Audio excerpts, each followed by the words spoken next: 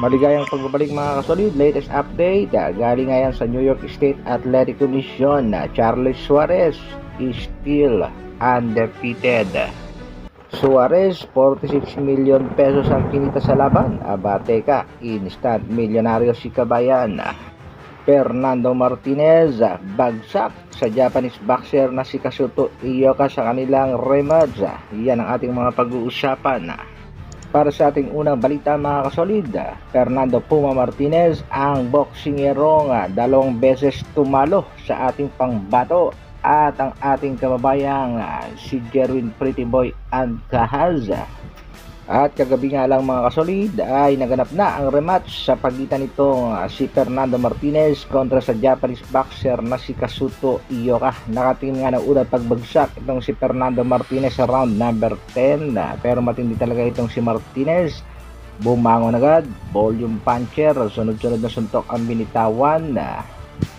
At kahit pa nga napabagsak ni Kazuto Ioka itong si Martinez, ay lamang na lamang pa rin sa puntusan itong si Puma. Kaya pagdating ng round 12, nakuha nitong si Martinez ang panalo via unanimous decision. Sa kabilang balita, kontrobersyal at patuloy pa rin pinag-uusapan na naging desisyon sa laban ng ating pangbatong si Charles Suarez. Marami nga Mexican fans ang naniniwalang si Charles Suarez ang nanalo sa laban. Dismayado nga sila dito sa kanilang kababayang si Navarrete. Dahil pinipilit ni Navarrete na headbutt talaga ang nangyari at hindi punch ang tumama sa kanyang kilay. Nagbigay na rin ng pahayag ang Vice President ng Top Rank Promotion. Heto nga yan mga kasolid. The California Commission and WBO plan to review the video found after the decision was rendered, so it is possible the result could be changed based on the enhanced video.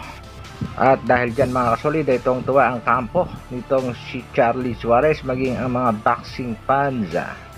At maaaring ang bawiin ang pagkapanalo nitong si Emmanuel Navarrete. Sa pahayag naman ng New York State Athletic Commission, after nga ng review mga kasolid ay nakita nila na isang solid at clear punch ang tumama dito kay Emmanuel Navarrete. Kaya babaguhin ang desisyon at posibleng maging no contest. Hindi naman ikinatuwa ng mga boxing fans yan dahil kung clear punch ang tumama kay Navarrete, dapat ang magiging hatol dyan technical knockout. At ayon nga sa naging pahayag nitong si Manong Chavez Singson, maliwanag pa sa sikat ng araw, clear punch, kaya dapat panalo si Suarez. Ito nga naging pahayag ni Manong, clear punch, maliwanag pa sa sikat ng araw dito sa Pilipinas. Charlie was robbed of a victory and boxing fans.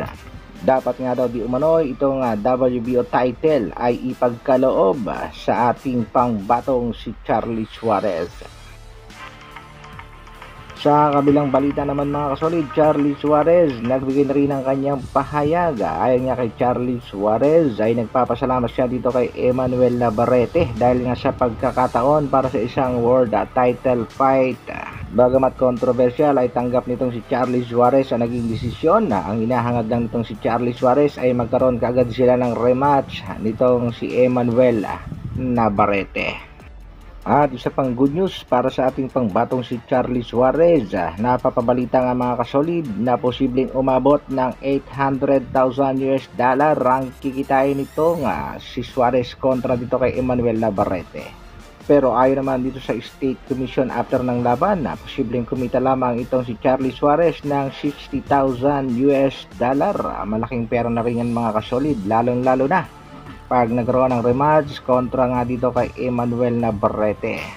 Hintayin lang natin mga kasolid ang opisyal na hatol na galing mismo sa California State Athletic Commission. Hanggang dito na lang muna mga kasolid.